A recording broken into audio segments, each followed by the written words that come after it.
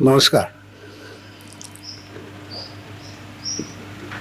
मिरज विद्यार्थी संघाच्या यंदाच्या वसंत व्याख्यानमालेच्या आजच्या व्याख्यान पुष्पासाठी आजचे नियोजित वक्ते प्राध्यापक सचिन कानिटकर आणि आपणा सर्वांचं मी मनपूर्वक स्वागत करतो. सुरुवातीलाच नेहमीप्रमाणे आपण बीजारोपण ते वृक्षारोपण हा कार्यक्रम करतो. तर आज सुरुवातीलाच सचिन कानिटकरांना मी अशी विनंती करतो की आपण बीजारोपण ते वृक्षारोपण या कार्यक्रमात सहभाग घ्यावा.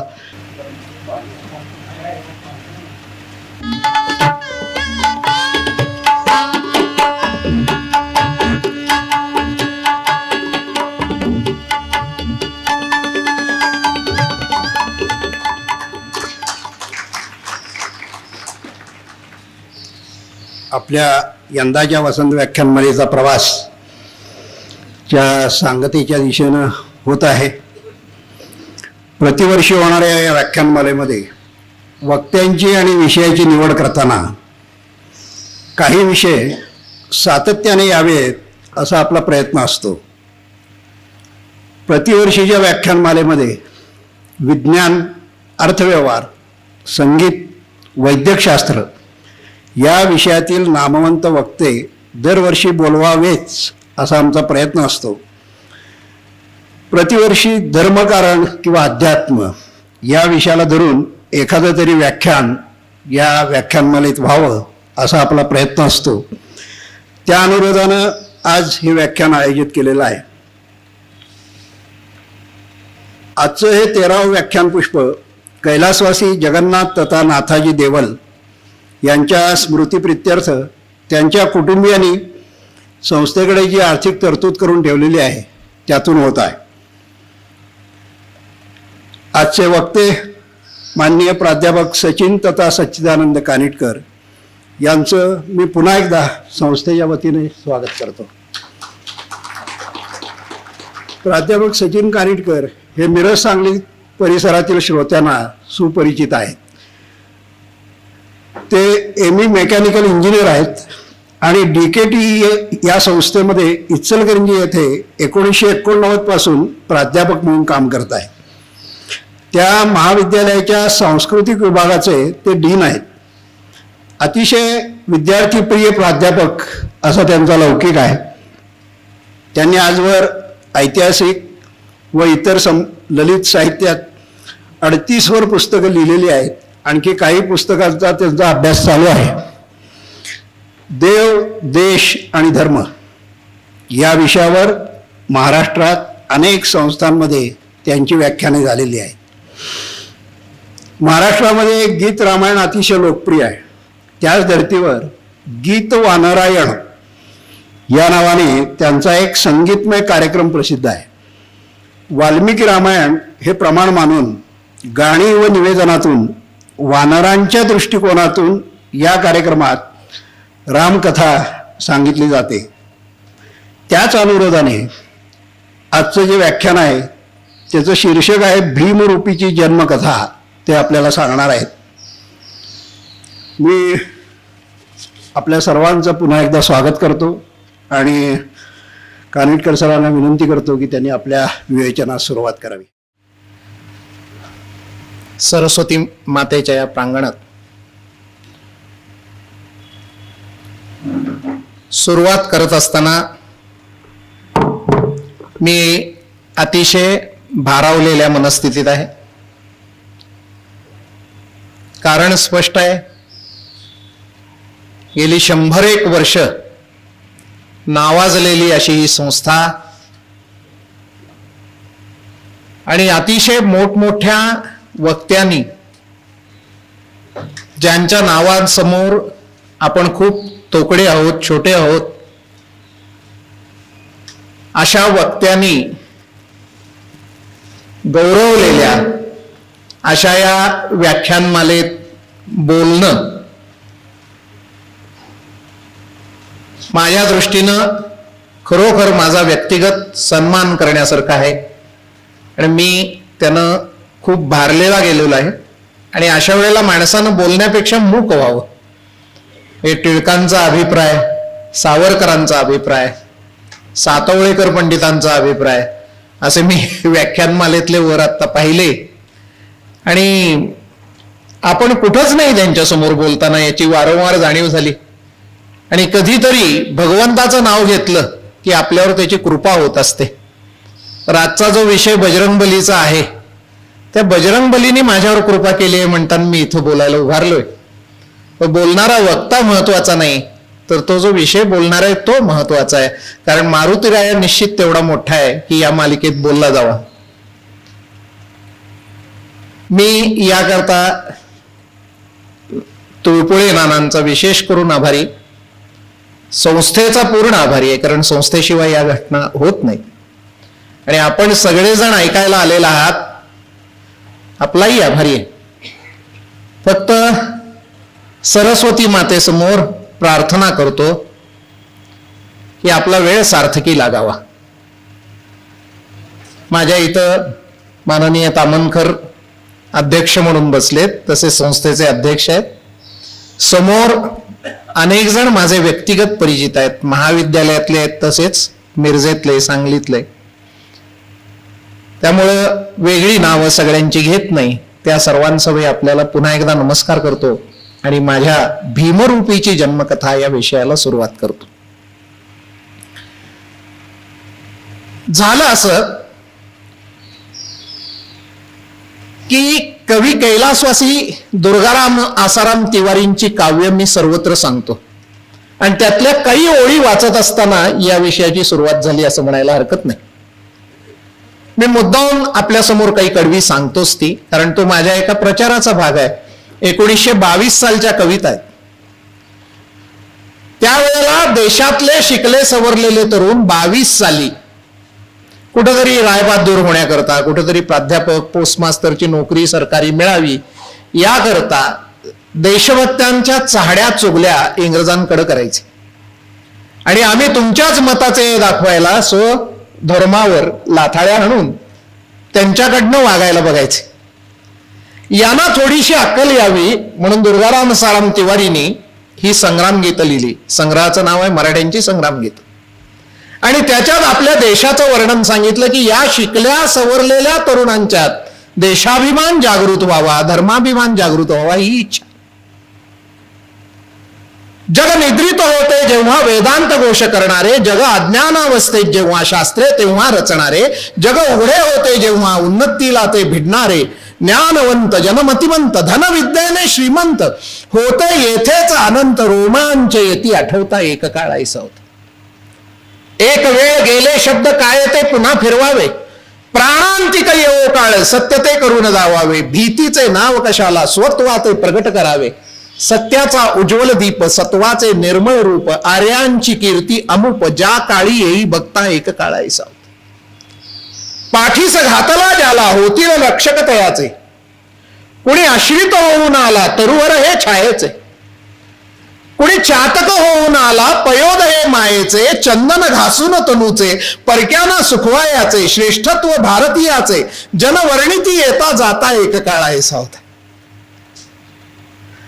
पाहिजे शूर का तुम्हा वाचा अर्जुन चरिताला, का हवा तापसी सांगा अवलो का विश्वामित्राला, निग्रही पाहिजे का हो पहा त्या भीष्माला, एकेका अलौकिक मूर्ती करी कर्तव्याची पूर्ती, मिळवी जी शाश्वत कीर्ती झटले जे देशाकरिता एक काळ ऐसा होता. सोन्याचा कोठे धुर तर भारत खंडामध्ये, रत्नाच्या कोठेखाणी तर हिंदुस्थानामध्ये, अमृताची वृष्टी कोठे तर आर्यावर्तामध्ये, हे यश परक्यानी गावे मन अगदी मोहून जावे, तारूवर भटकत यावे पहाया ती सुंदरता एक काळ ऐसा. एवढं सुंदर मनोहारी वर्णन आपल्या देशाचं कवीनं केलेलं आहे. नाही वास्तववादी वर्णन आहे. सोन्याचा कोठे धुर म्हणल्यावर सध्या टीव्हीवरनं रेडिओवरनं दारिद्र्याचे गोडवे फार गायले जातात, तेव्हा पटणार नाही कदाचित कुणाला. पण पद्मनाभ मंदिराचे दरवाजे मध्ये उघडले आणि लोकांचे डोळे दिपून गेले. आणि अशी स्थिती सर्वत्र आहे. आज तुम्ही जर वृत्त काढून बघितलं अभ्यासपूर्वक तर जगात सगळ्यात जास्त सोनं हिंदुस्थानी बायका वापरतात. त्यामुळे सोन्याचा कोठे धुर तर भारत खंडामध्ये या ओळी अगदी अजूनही खऱ्या. आणि अशा रीतीनं हा देश चाललेला असताना तारूवर भटकत यावे पहाया ती सुंदरता म्हणत म्हणत परके इथं रुजले. त्यांचं राज्य चालू झालं. ते चालू झाल्यानंतर त्याच्या विरुद्ध आपले लोक उठले आणि यातला एक मोठा लढा शिवाजी महाराजांनी दिला. बिनतारीचे संदेश सोडावे रायगडाने, त्यावरून इतर गडाने झुंजावे अतिजोमाने, गोळ्यांच्या पर्जन्याने भिजवावी रणमैदाने, शौर्याचा पाहुनी थाट तोंडात घालुनी बोट, फिरवावी रिपुने पाठ, व्हावी भुई थोडी पळता एक काढायचा. संभाजी महाराजांची आज दिनांकानं जयंती सुद्धा येते. या ओळी आठवत असताना तो सगळा पराक्रम आपल्याला आठवतो की जमोनी मांड घोड्याला भरधाव कसा फेकावा, जाताना निज खडगाने रिपुकंठ कसा छेदावा, नाचवीत भाला हाती शत्रूस कसा वेधावा. हे शिक्षण नवतरुणांचे, देशभक्त या पदवीचे, ना BA LLBचे उपयोग काय पण आता एक काढायचा होता. कवी आपल्यावर जबाबदारी सोडून देतो. खूप मोठी कविता आहे, सगळी सांगत बसत नाही, मुद्द्यावर येऊ पटकन आपण. झालं असं की हाही काळ निघून गेला आणि इंग्रज आले आणि आपली अवस्था अशी झाली, इंग्रजी शिकून थोडे पुस्तकी ज्ञान मिळवावे, एखादी पदवी मिळता विद्वान म्हणून मिरवावे, वाणीचे तांडव करता परशब्द मध्ये घालावे, देशाच्या पोकळ गोष्टी करिताना केवळ ओष्टी, एकाला दुसरी पुष्टी देई श्रम काही न करता एक काढायचं. देव धर्म मानुनी झूट घालावा भलता वाद, संध्या स्नाने राहोत जावे नित्य हॉटेलात, भक्षावे तेथे अभक्ष्य ते अपेय पान करीत. 31 डिसेंबर. डबक्यातील मंडूक जैसे भक्षोनी पंकिल घोषे, डरडरती कटू आवेसे बोलाव्या तैशा बाता एक काढायस. आणि याच सांगण्यात कवी तिवारी सांगतात, परक्यांची संस्कृती गावी निंदावे वंद्य ऋषींना, आचार उचलून त्यांचे हिणवावे साधूजनांना, देव्हारे मांडून त्यांचे हसावे देव्हाऱ्यांना, आर्यांच्या सद्वेदांचा आचार्यांच्या ग्रंथांचा अभिमानही नुरलासाचा, पोशाखीही परवशता एक काढायचा होता. आणि त्यातलं महत्वाचं कडवं येतं, विल्यम्सचे म्हणणे की कालिदास सत्कवी कसला. साहित्याला अनुसरून आपलं वाचनालय आहे. विल्यम्सचे म्हणणे की कालिदास सत्कवी कसला, मानियर बोले त्याला करता कृत्रिम कवितेचा, आम्हाला मान्य असाव्या मत्सरग्रस्त तद वाचा, आमच्या विद्वत रत्नांना परके निंदित असताना डोलवाव्या आम्ही माना, ग्रंथही केवळ न बघता एक काढायचं. ही जी ओळ आहे ना, ही माझ्या मनात फार घुसली की डोलवाव्या आम्ही माना, ग्रंथही केवळ न बघता. आज रामायण म्हणलं, महाभारत म्हणलं, त्यावर वाटेल ते लिखाण येत असतं. माणसं स्वतःच्या अकलेचे तारे तोडत असतात, रामापासून सगळ्यांची पार अगदी निंदा नालस्ती करत असतात आणि व्हॉट्सअपवरनं त्याचे विविध संदेश येत असतात की रावण कसा महान होता, राम कसा वाईट होता, इत्यादी इत्यादी. म्हणजे रामाची भक्तिरसानं, म्हणजे ब्रह्मदेवाचा आशीर्वाद आहे. वाल्मिकीने ज्यावेळेला रामायण लिहायला चालू केलं, पहिला श्लोक त्यांच्या मुखातनं बाहेर पडला त्यावेळेला ब्रह्मदेव त्यांना भेटलेले आहेत आणि ब्रह्मदेव म्हणले की तुझ्या हातनं हे विश्वातलं पहिलं काव्य निर्माण व्हायला लागलेलं आहे, तर हे वाल्मिकी तू पूर्ण कर आणि ते परम कवीना आधारम होईल. म्हणजे इतर कवीनाम आधारम होईल. म्हणजे त्यावरनं इतर कवी अनेक काव्यांची रचना करतील आणि त्या पद्धतीनं मग रामायणावर अनेकांनी भाष्य केलं. त्यात अध्यात्म रामायण व्यासानी लिहिलंय. व्यास महाभारतासाठी प्रसिद्ध आहेत, पण व्यासानी अध्यात्म रामायण लिहिलंय. याच रामायणावर आधारित पुढे उत्तर काळात अगदी मोगलाई चालू झाली तेव्हा तुलसीदासांनी रामचरित मानस लिहिलेलं आहे आणि त्यानंतर आपल्याकडं एकनाथ महाराजांनी भावार्थ रामायण लिहिलेलं आहे. जगभर उझबेगी भाषेपासून अन्यत्र अन्य भाषातनं सुद्धा रामायण निर्माण झालेली आहेत. झोपाळ्यावरचं रामायण आहे, आनंद रामायण आहे, इतर इतर इतर मोरोपंतांची 108 रामायण आहेत म्हणतात. मग ही रामकथा इतक्या प्रकारे प्रस्तुत झाली की नेमकं खरं रामायण काय हे कळेना झालं आणि ज्या वेळेला व्हॉट्सअप रामायणचं राज्य आलं त्यावेळेला भल्या भल्यांची बुद्धीच फिरली आणि नाही ते खोटं खरं म्हणून सांगितलं जायला लागलं. आणि त्याच वेळेला ते सांगणारे दरवेळेला धर्मद्रोही असले पाहिजेत असं नाही, धर्मप्रेमी सुद्धा आपल्या व्यासपीठावरनं वाटेल ते बोलायला लागले. आणि मग माझ्या मनात विचार असा आला की अरे तिवारी म्हणतात ते किती खरं आहे की विल्यम्सचे म्हणणे की कालिदास सत्कवी कसला, मानियर बोले त्याला करता कृत्रिम कवितेचा, आम्हाला मान्य असाव्या मत्सरग्रस्त तत्वाचा, आमच्या विद्वत रत्नांना परके निंदित असताना डोलवाव्या आम्ही माना, ग्रंथही केवळ न बघता. आम्ही ऐकतो, मान डोलवतो, पण आम्ही कुठं ग्रंथ बघितलेला असतो? मग रामायणात खरंच असं आहे का हो की राम समुद्राच्या काठी अडलाय, त्यानं पिंड तयार केली, पूजेला कोण मिळेना, मग रावण आला आणि रावणानं रामाची पूजा केली, असं व्हॉट्सअप रामायणात सांगितलेलं आहे? हे खरं आहे का? हे कोणी बघितलंय का? नाही. संदेशाला दिला पाठवून दुसऱ्याला. आणि मग यातनं माझ्या मनात ती ठिणगी पडली आणि मी ठरवलं की अरे, भारतीय म्हणून जन्माला आलो, वेद रामायण महाभारत हा आमचा वारसा म्हणून सांगतो आम्ही, मरण्याच्या आधी निदान एकदा वाचूया तरी. आणि मी हे ग्रंथ वाचायला चालू केले आणि त्यातनं माझ्यावर कृपा अशी झाली की आजचा विषय हा त्यातनं जन्माला आला. ज्या वेळेला मी वाल्मिकी रामायण वाचायला लागलो त्यावेळेला माझ्या असं लक्षात आलं की अरे, बरेच जण कथा सांगतात, पण ही महत्वाची कथा कोणच सांगत नाहीये एकमेकाला. ही बहुधा भगवंतानं आपल्याकरता इतके दिवस लपवून ठेवली ती की काय, असं मनात कुतूहलानं वाटायला लागलं. आणि मी ती कथा लोकांना सांगायला लागलो आणि ती सांगत सांगत या महान व्याख्यानमालेत येऊन पोचलो वयाच्या 57व्या वर्षी. एवढी तपश्चर्या झाली. काय आहे कथा? रामाच्या संपूर्ण जीवनात मारुतीराया व्यापून राहिलेला आहे आपल्याला माहित आहे.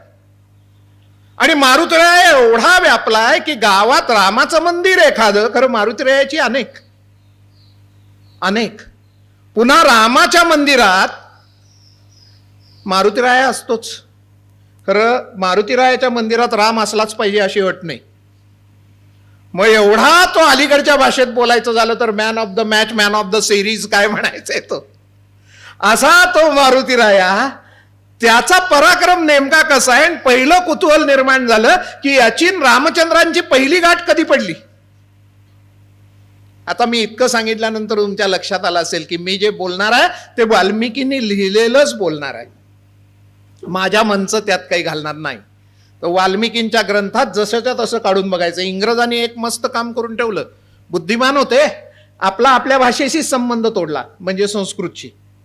त्यामुळे संस्कृतातनं ग्रंथ जाणणारे कोणी शिल्लक राहिले नाहीत. फार क्वचित लोक आहेत की जे आता संस्कृत जाणतात आणि तो ग्रंथ जाणतात. मी हिंदी अनुवादावर समाधान केलेलं आहे.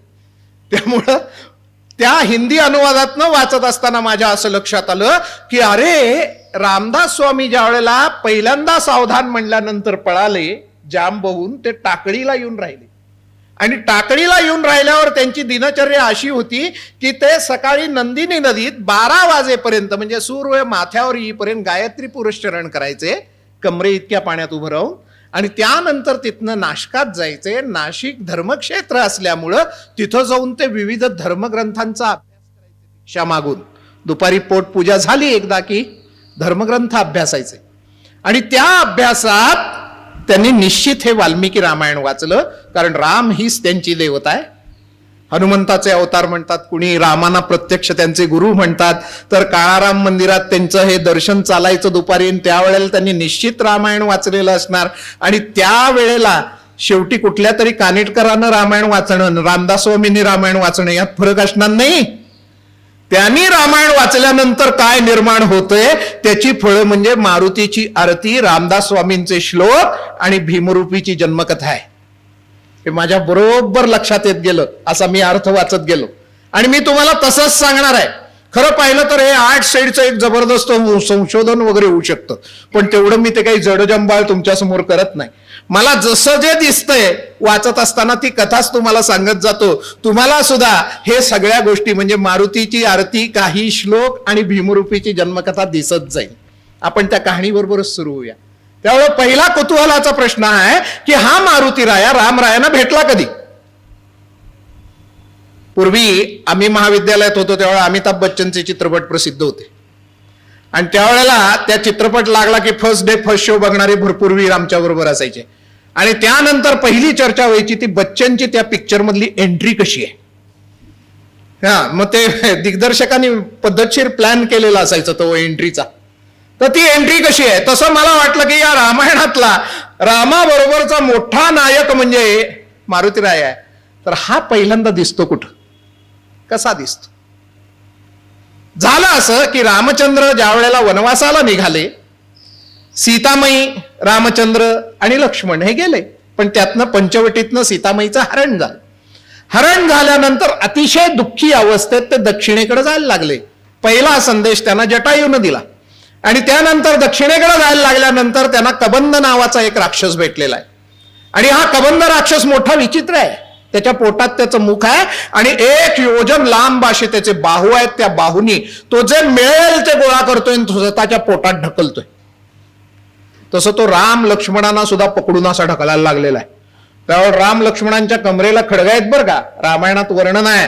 केवळ खडग नव्हे, ते खडग धरण्याकरता किंवा धनुष्यबाण लावण्याकरता गोदस्ताने हातात, म्हणजे ग्लोव्ज आहेत त्यांच्या हातात, हे वर्णन आहे. आणि अशा रीतीनं ते खडग काढून त्यांनी पहिल्यांदा काय केलं असेल तर त्या कबंदाचे दोन्ही हात तोडले. हात तोडल्यावर कबंद एकदम शांत झाला आणि त्यातनं तो मानवी वाणीत बोलला की बरं केलं, माझा राक्षसी अवतार आता आज संपला. माझा जर अंत्यसंस्कार तुम्ही केलात तर मी तुम्हाला पुढचा मार्ग सांगेन म्हटल्यानंतर या दोघांनी त्याचा अंत्यसंस्कार केला. अंत्यसंस्कार केल्यावर दनू नावाचा यक्ष त्यातनं मुक्त झाला. हे दनू नाव तुम्हाला उत्तर रामकथेत सापडेल. आणि तो मुक्त झाला आणि त्यानं सांगितलं की इथून खाली जावा पुन्हा दक्षिणेत, आणि तिथं किष्किंधा नामक एक नगरी आहे. ऋष्यमुख नावाचा पर्वत आहे.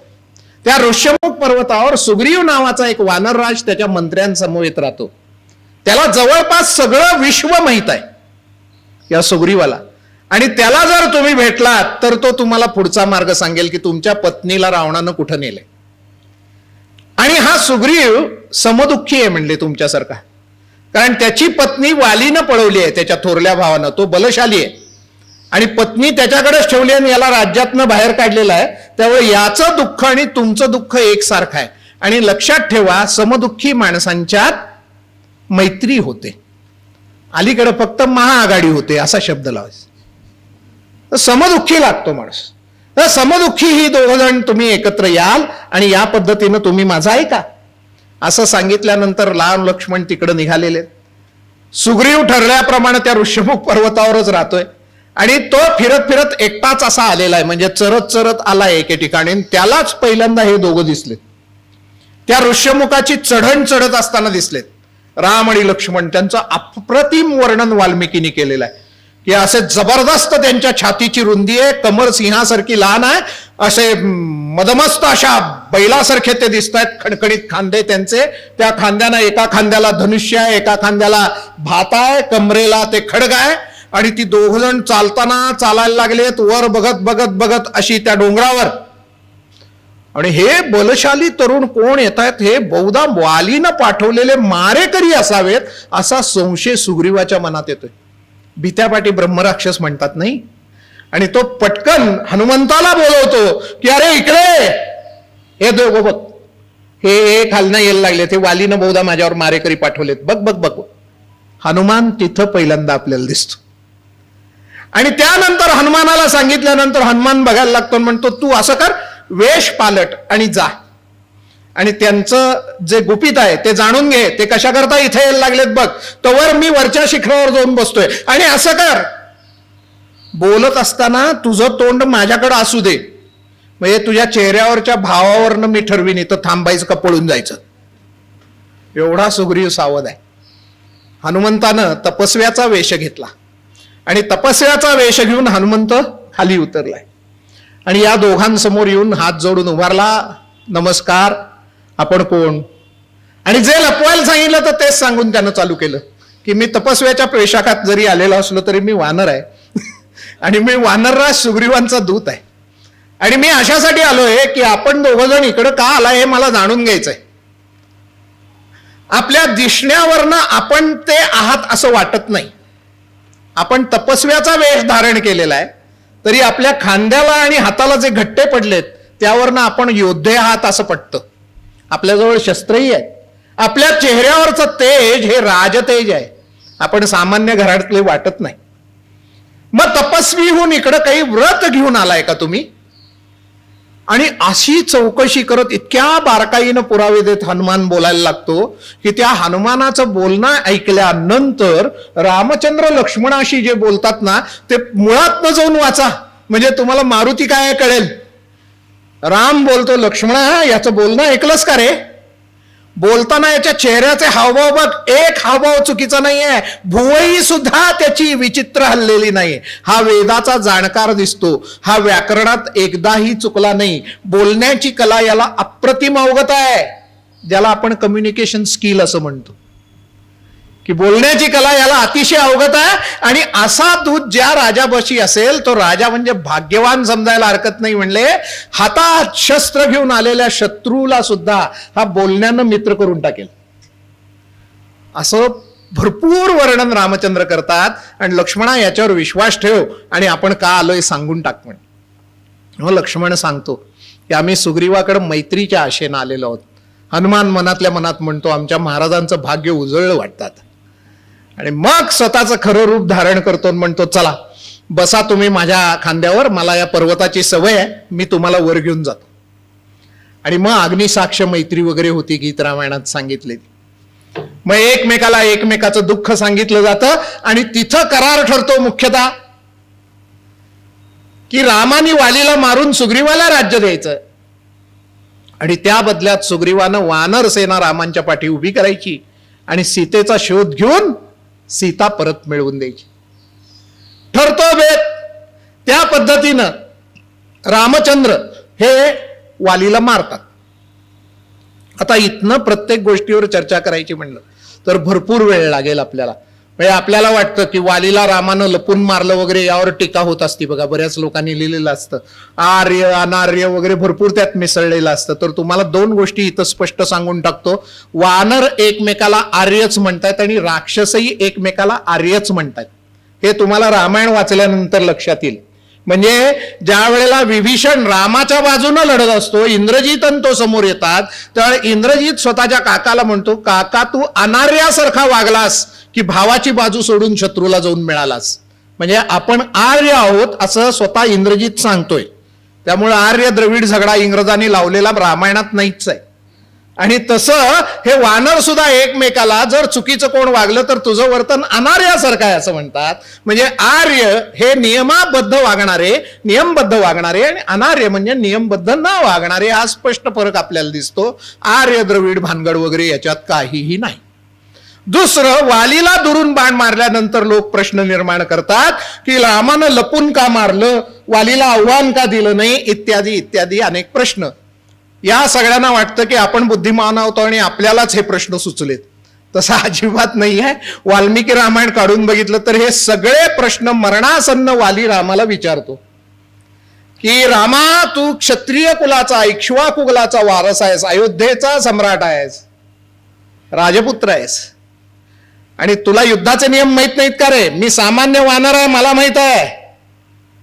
असं मारायचं नसतं. तुझं माझं वैर काय होतं? मला मदत मागायचीस, लपून का मारलंस? राम त्याचं उत्तर देतात, पहिल्यांदा तुला सांगतो म्हणतात मी महाराज भरतांचा दूत म्हणून इकडं आलोय. स्वतःच्या देशाविषयी कसा विचार करायचा असतो ते रामाकडनं शिका.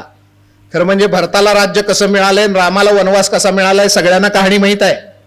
तरी राम सांगताना सांगतायत मी महाराज भरतांचा दूत म्हणून इथं आलेलो आहे आणि माझ्या संपूर्ण राज्यात अनाचार चाललाय असं भरताना कळलं तर ते संतापतील. कारण तू धाकट्या भावाची बायको ही मुली समान असते, तिला पत्नीसारखा उपभोगतोयस धाकटा भाऊ जिवंत असताना. असला अनाचारी पुरुष मी पाहिलाय आणि त्याला जिवंत सोडलंय, हे जर भरताना कळलं तर ते मला सोडणार नाहीत म्हणून मी तुला मारलंय म्हण. असं स्पष्ट उत्तर आहे रामाचं. आणि आता तुला दुसऱ्या प्रश्नाचं उत्तर देतो की लपून का मारलंस म्हणून सांगतो. हे बघ, तू स्वतःच बोललास की मी वानर आहे म्हणून आणि तू क्षत्रिय राजकुमार आहेस म्हणून, यात त्याचं उत्तर नाही का? क्षत्रिय राजकुमाराला धर्मानुसार मृगयेचा अधिकार आहे आणि मृगया ही प्राण्यांना फसवून, फांदीवर बसून, मचाणावर बसून, दूर लपून अशीच केली जाते. मृगयेत प्राण्यांना आव्हान दिलं जात नाही. त्यामुळे मी धर्मानुसार कुठलीही चूक केलेली नाही. वाली तिथं रामाना शरण येतो आणि सांगतो माझ्या मुलाला अंगदाला सांभाळा, आणि तो प्राण सोडतो.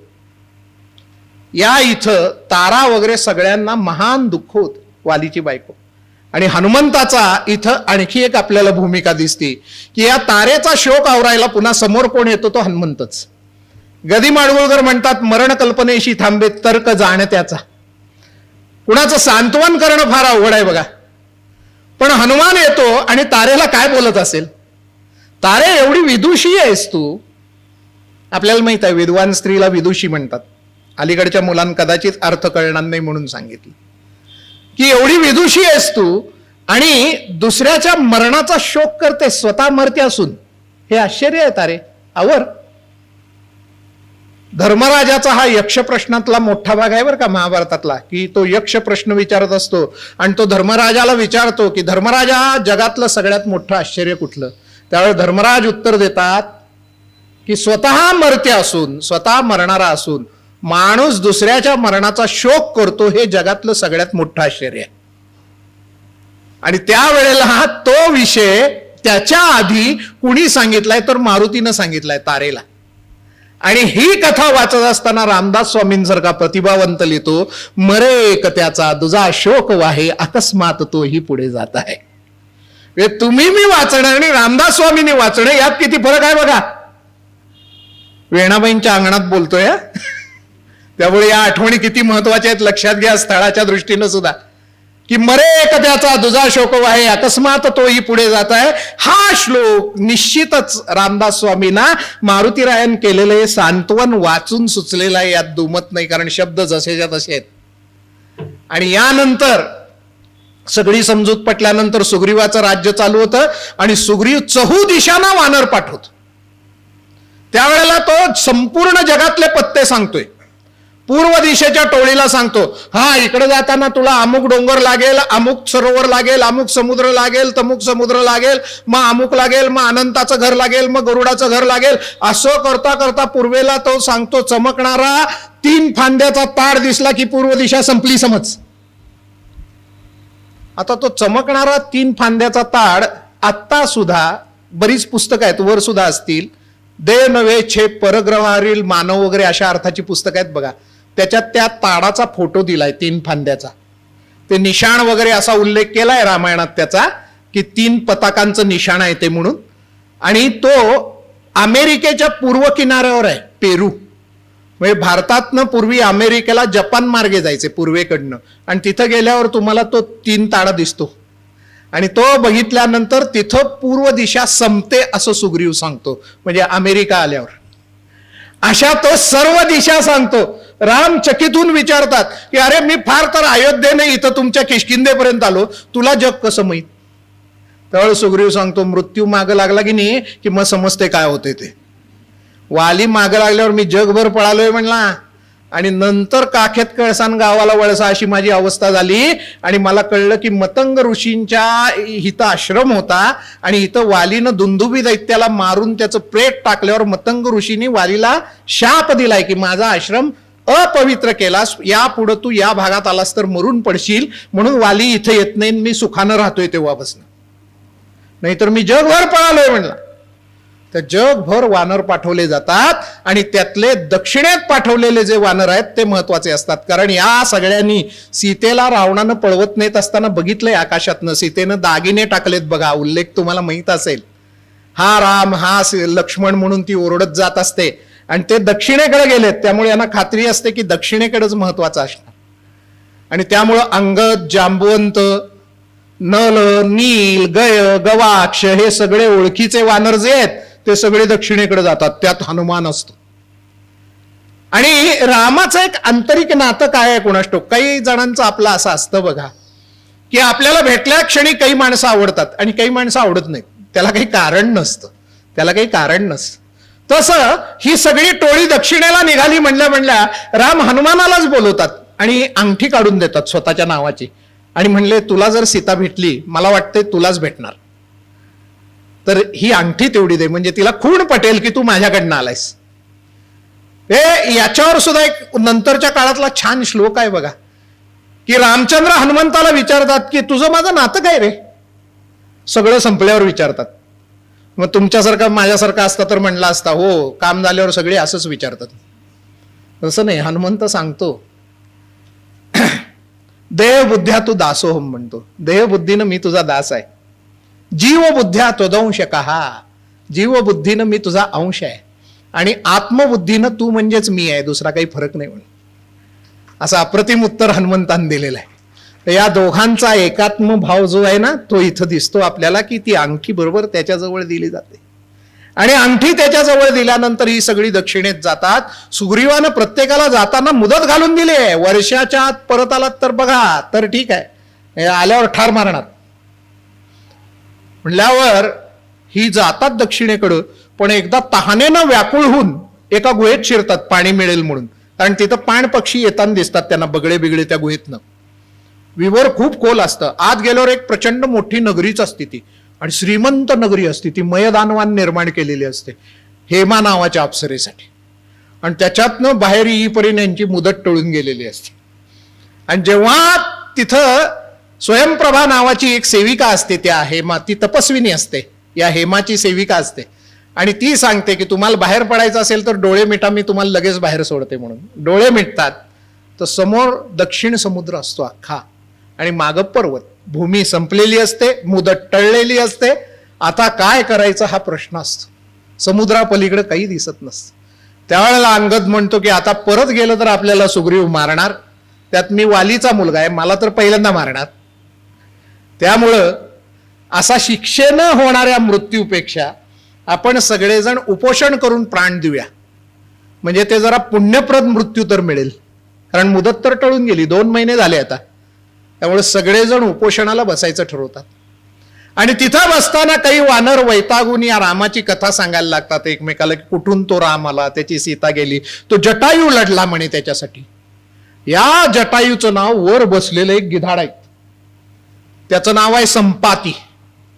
आणि ते गिधाड यांच्यावर लक्ष ठेवून असतं की हे उपोषण करून मरणार, आणि ते मेले की आपल्याला मेजवानी मिळणार. पण जटायूचं नाव ऐकल्यानंतर त्याची एकदम प्रतिक्रिया बदलते. आणि तो म्हणतो, जटायूचं नाव कोण काढलं, मला लवकर सांगा. सगळे बघतात तर ते भयंकर गिधाड डोंगरा एवढं वर आहे डोंगरावर. तू कोण म्हण? अरे ते काळजी करू नका म्हणले, आम्ही गरुडाच्या वंशातले आहोत, सूर्याचा सारथी अरुणाचे आम्ही पुत्र आहोत. सूर्याचा सारथी अरुण, हो.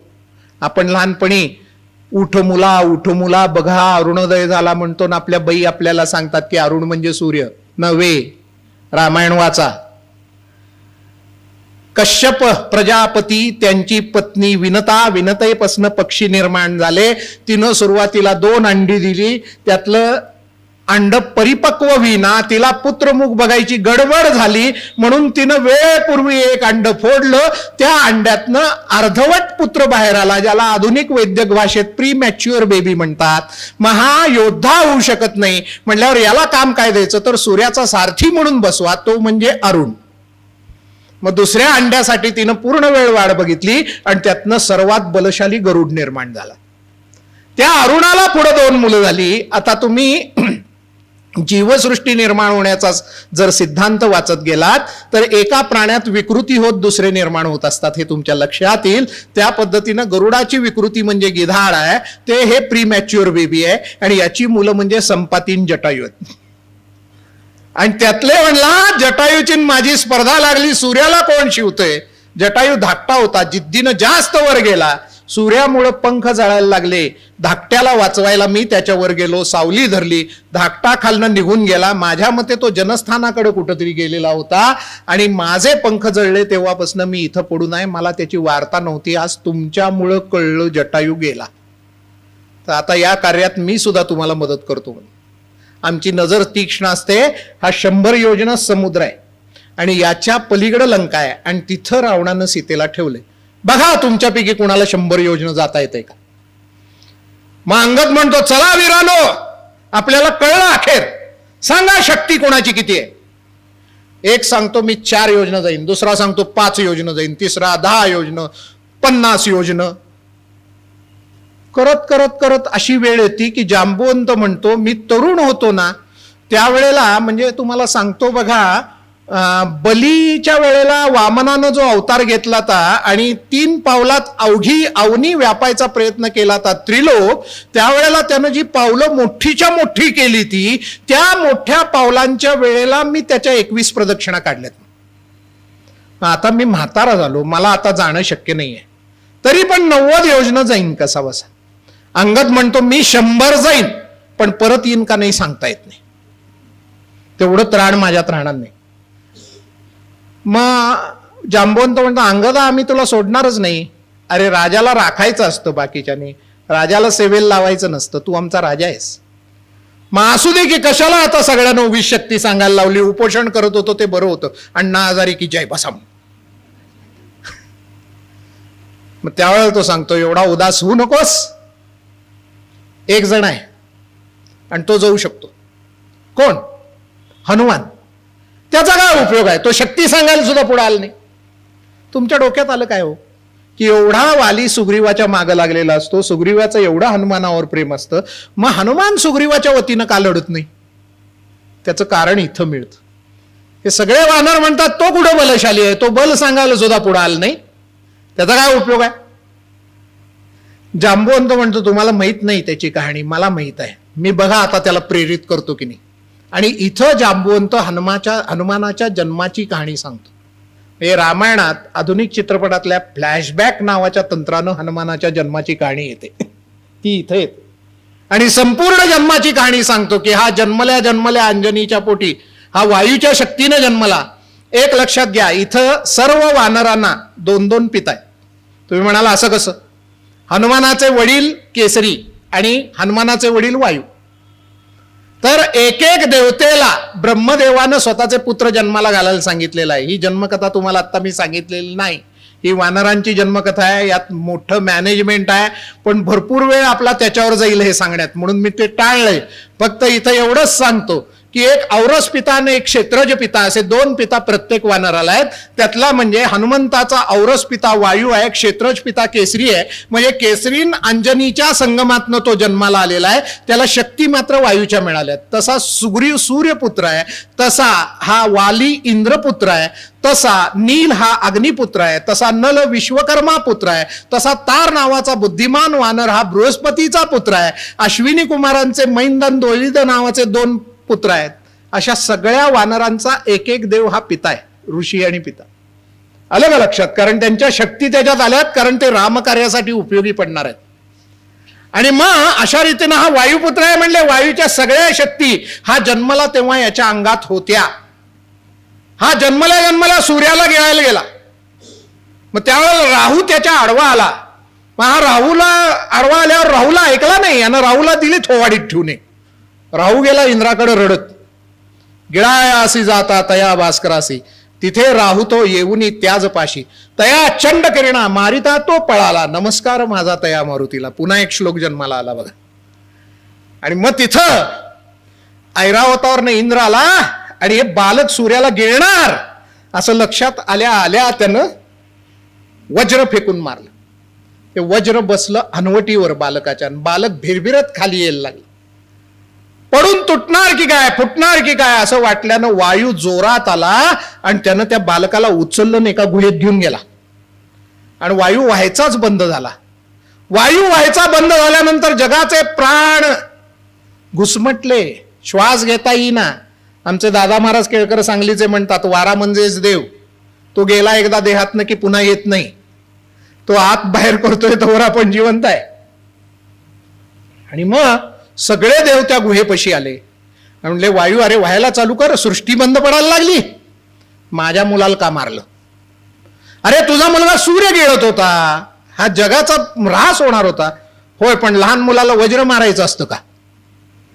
हे बाबा चुकलो, तुझ्या मुलाला आम्ही आमच्या सगळ्या शक्ती देतो. इंद्र म्हणला या पुढं त्याच्यावर वज्राचा परिणाम होणार नाही, कारण त्याचं सगळं अंग वज्रासारखं होईल. मग सगळं अंग वज्रासारखं झालं म्हणून वज्रांग, व लाभ म्हणतात म्हणून बजरंग. वायूचा पुत्र म्हणून मरुत म्हणजे वायू, मारुती मरुताचा पुत्र मारुती. अशा रीतीनं मारुतीची ही बारशी झाली, ती कानात कुर्र करून झाली नाहीत. आणि हनवटीला जखम झाली म्हणून हनुमान. ते वज्र हनुवटीवर बसले. अशी बारशी पण इथं झाली. आणि मग ब्रह्मदेव म्हणले याच्यावर माझ्या अस्त्राचा परिणाम होणार नाही, किंबहुना कुठल्या शस्त्रास्त्रांना हा मरणार नाही म्हणले, हा इच्छामरणी असेल. झालं, सगळ्या देवांच्या शक्ती मिळाल्या, खरं वय लहानच की. अवखळपणा प्रचंड, ऋषीमुनींना छळायला चालू झालं. आणि ऋषीमुनींना कुठलं सापडते, वाऱ्याच पोरते. शेवटी ऋषी संतापले, त्यांनी शाप दिला की भलता अवखळाईस तू तुझ्या शक्ती विसरून जाशील आणि योग्य वेळ आल्यावर तुला तुझ्या जन्माची कथा सांगून तुझ्या शक्ती जागृत केल्या जातील, तेव्हा तू पुन्हा बलशाली होशील. जांबुवंत सांगतो मंडळी, ती योग्य वेळ आत्ताची आहे आणि ही कथा मी सांगायला लागलोय तुम्हाला. आणि मग हनुमानाला म्हणतो, चल हनुमाना, आता तुझी वेळ आहे, हे कार्य सिद्ध कर. आणि सिंहानं अशी आयाळ फुलवावी तसं हनुमानानं स्वतःचा देह फुलवायला चालू केलं. आणि इथनं पुढचं वाल्मिकींचंच वर्णन आहे, फक्त मी आधुनिक भाषेत सांगणार आहे तुम्हाला, कारण तुमच्या डोळ्यासमोर मला दुसरं चित्र उभं करायचंय. आळोखे पिळोखे देत स्वतःचं शरीर त्यानं वाढवायला चालू केलं असं म्हणतात. आता तुम्ही बॉडी बिल्डर लोक जर बघितले तर आळोखे पिळोखे देतच स्वतःचं शरीर वाढवतात. मग त्याला ती जागा अपुरी पडायला लागली म्हणून तो वरच्या पर्वताच्या टोकावर गेला. तिथनं तो जाता जाता असं जोरात उड्या मारायला लागला, ज्याला वॉर्मअप असं म्हणतात अलीकडच्या भाषेत. आणि त्यानं दांडकन पाय आदळला की तो पर्वत सारखा खर्र करून थरथरायला लागला. एवढी त्याची ताकद वाढायला लागली की जाता जाता हवेत असे बॉक्सिंग, हवेत पंच, त्यात ती झाडाला बेडाला बसला, झाड मुळासकट उपटून पडायला लागलं. याचा आकार एवढा वाढायला लागला की पर्वत कडकड कडकड कडकड करायला लागला. बिळं पर्वतावरची मुजली जायला लागली, त्यामुळे त्यातले नागसाप बाहेर यायला लागले. पुन्हा घाबरून आत जायला बघायला लागले, जाता येईना, मग दगडाला चावतायत, त्या विषाने दगड विदारले जायला लागले. त्या संपूर्ण पर्वतात राहिलेलं पाणी याच्या दबावानं फुटून बाहेर यायला लागलं. जणू गंडस्थळातनं मध वाहणाऱ्या हत्तीप्रमाणे तो पर्वत दिसायला लागला. त्याच्यावरची फुलाच्या झाडांची फुलं सगळी पडली, फुलांचाच पर्वत वाटायला लागला. त्याच्या गुहेतनं यक्ष गंधर्व अशा अदृश्य योनीचे लोक आपल्या बायकांबरोबर मद्यपान वगैरे करत होते, ते सगळे घाबरून बाहेर पळाले. तिथनं ऋषी मुनी लांब पळाले. आकाशातनं जाणारी देवांची विमानं वाटेत थांबली की इकडं चाललंय काय बघायला. आणि त्यावेळेला याचा दबाव पर्वतावर वाढायला लागल्यावर संपूर्ण पर्वत थरथरायला लागलेला आहे, कडकडायला लागलेला आहे. आणि सरते शेवटी तो एका टोकावर आलाय. त्यानं जोरदार हुंकार केलेला आहे आणि त्यानं सगळे वानर असे चकितून त्याच्याकडे बघायला लागलेत. त्यानं म्हणलाय, आता दाखवतो तुम्हाला, म्हणला सीतामाई इथं नाही लंकेत, स्वर्गात असली तरी घेऊन आल्याशिवाय राहत नाही. आणि तिथनं त्यानं स्वतःचे हात पर्वतावर टेकलेत आणि गुडघे वाकवलेत. 100 मीटरची रेस कधी टीव्हीवर बघितली आहे काय? त्याच्या आधी जी पोझिशन असते तिचं पोझिशनचं वर्णन वाल्मिकी करतात. आणि त्यानं गुडघ्यातनं पाय वाकवले, स्वतःची मान अशी आक्रसून घेतली, त्याचे केस सगळे ताठ उभे राहिलेले आहेत, कान ताठ केले. आणि नंतर त्यानं स्वतःची शेपूट गरुडानं सर्प फेकावा तशी आकाशात फेकली सर्रकन. आणि जोरात हुंकार करून म्हणाला, निघाला मी आता. आणि त्याच वेळेला त्यानं आकाशात जी झेप घेतली ते त्याच्या हातापायाच्या बेचक्यातनं बोटांच्या मोठमोठे वृक्ष त्याच्याबरोबर गेले आकाशात आणि ते खाली यायला लागले. वाल्मिकी लिहितात की परदेशी जाणाऱ्या एखाद्या आपल्या नातेवाईकाला सोडायला गेलेले इतर लोक जसे चौकातनं परत येतात तसे ते वृक्ष परत यायला लागले म्हणे. आणि तिथनं त्याचं उड्डाण ज्यावेळेला समुद्रावर गेलं त्यावेळेला ते वृक्ष त्याच्या अंगावरची फुलं समुद्रावर पडली आणि समुद्र जणू तारकामय आकाशासारखा दिसायला लागला. जणू नक्षत्रच तुटली आहेत आणि तिथं पडली आहेत सगळी. आणि त्यानंतर त्याच्या त्या वेगानं समुद्राचं पाणी जे असं खळखळून उडालं ते पार आकाशाला जाऊन भिडलं. प्रत्यक्षात तुम्ही वर्णन वाचा. आणि हे वर्णन जेव्हा मी वाचायला लागलो तेव्हा माझ्या अंतःकरणात मारुतीची आरती वाजायला लागली. सत्राणे उड्डाणे हुंकार वदनी, करिडळमळ भूमंडळ सिंधू जळ गगनी, कडाडले पर्वत धाके त्रिभुवनी, सुरवर नर निशाचर त्या झाल्या पळणी, जय देव जय श्री हनुमंता, तुमचे नि प्रसादे न भिकृतांता. एवढा ताकदवान तू जर मला प्रसाद देणारा झालास, कृपावंत झालास, तर मी कुणाला घाबरीन. आणि पुढच्या ओळी बघा, बरोबर यावर आहेत की नाही, दुमदुमले पाताळ. तो पर्वताचा जो कडकड कडकड आवाज तळापर्यंत जायला लागला. पाताळाच्या तळाशी कोण आहे? धरणीधर आहे. धरणीधर म्हणजे कोण? तो नाग ज्याच्यावर पृथ्वी आहे. त्याच्यावर दबाव वाढला त्यामुळे तो थरथरला. दुमदुमले पाताळ उठला परिशब्द, थरथरला धरणीधर मानियाला खेद. अरे एवढी पृथ्वी मी डोक्यावर आजपर्यंत घेतली, मला कधी त्रास झाला नाही, आणि हा कोण आहे माझ्यावर दबाव आणणारा? मानियाला खेद. कडाडले पर्वत, पर्वत कडकड करत होता. उडगण उच्छेद, उडगण म्हणजे नक्षत्रगण. ते पडलेलं ते जे लिहिलं त्यांनी की तारकासारखा समुद्र दिसायला लागला फुलं पडल्यावर. उडगण उच्छेद. रामी रामदासा शक्तीचा शोध किंवा शक्तीचा बोध. जय देव जय देव जय श्री हनुमंता, तुमचे नि प्रसादे न भिकृतांता. मारुतीची आरती ही अशी तयार झाली. एखाद्या प्रतिभावंतानं कृपावंतानं ज्याला प्रसाद मिळालाय भगवंताचा, अशानं रामायण वाचणं आणि तुम्ही मी वाचणे यात किती फरक असतो. ही चिरंतन निर्मिती होऊन गेली की घराघरातनं गायली जायला. आता समुद्रावरनं प्रवास चालू झाला. आता देवाना कुठली गोष्ट सरळ चाललेली कधी मानवत नसती, लक्षात ठेवा.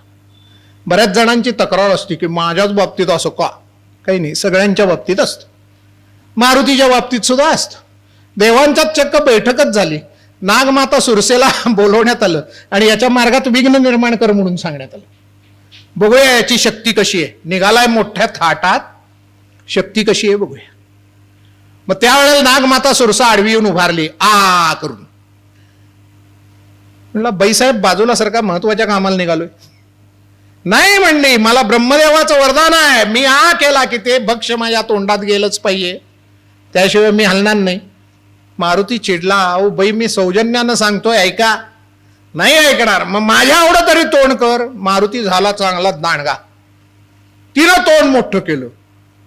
हा पुन्हा मोठा झाला. तिनं आणि दांडगा तोंड केलं.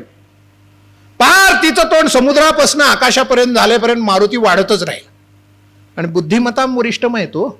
तिनं सगळ्यात दांडगं तोंड केल्यानंतर मारुती पटकन अंगठ्या एवढा झाला, तिच्या तोंडात गेला, बाहेर आला. तुझी ब्रह्मदेवाची अट पाळली गेली, चल बाजूला होता. म्हणजे मला बऱ्याच वेळा हे वाचताना वाजपेयी सरकार आठवत असतं. ते सरकार चालू असताना समता ममता जयललिता पाळीपाळीन त्यानं छळायचे. तसं हिथं सारखं काही ना काही तर चालायचं.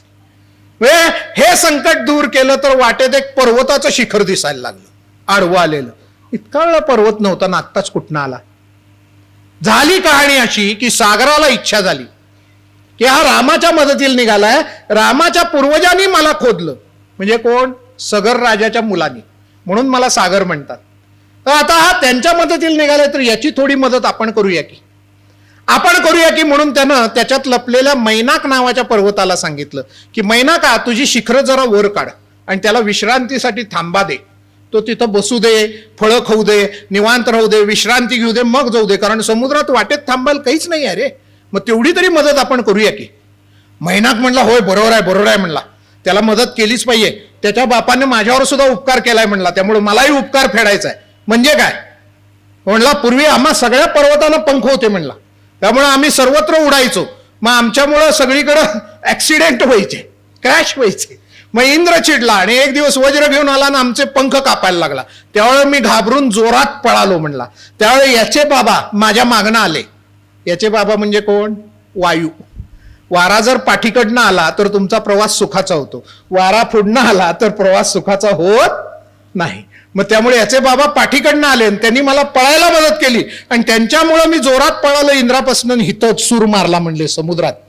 मग इंद्रानं शेवटी सांगितलं की पाताळातनं राक्षस वर येतात, तिथल्या त्या भोकावर झाकणासारखं तू बसायचंस तर तुला पंखासकट सोडतो. तेव्हापासून मी पंखासकट राहिलेला एकमेव पर्वत आहे म्हणला. तर मला त्याच्या वडिलांच्या उपकाराची फेड करायची आहे म्हणून मी पण माझं शिखर वर काढतो. म्हणून ते शिखर वर आलं. हनुमंताला वाटलं हे काय विघ्न आडवं आलं. त्यानं दिली छातीची एक धडक जोरात, ते शिखरच मोडलं पहिलं. पर्वत कळवळला. अरे मी तुझ्या मदतीला आलोय, शत्रू म्हणून नाही आलो. तू थोडा वेळ बस नाही तर माझ्या अंगावर.